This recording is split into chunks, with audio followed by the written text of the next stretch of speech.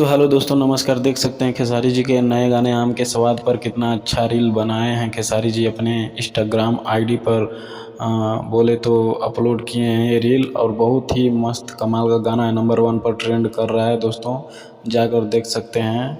और आम का स्वाद गाना जो कि बहुत अच्छा गाना है।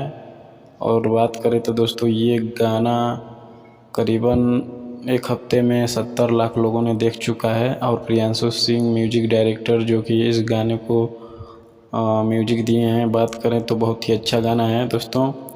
और एक तरह से नंबर 1 ट्रेंडिंग पर अभी बना हुआ है 4-5 दिन से आम का स्वाद गाना। तो दोस्तों अब अगर गाना अच्छा लगे तो वीडियो को लाइक कर दीजिएगा। अगर खेसारी जी के फ़ैन है तो मेरे चैनल को सब्सक्राइब कर दीजिएगा दोस्तों।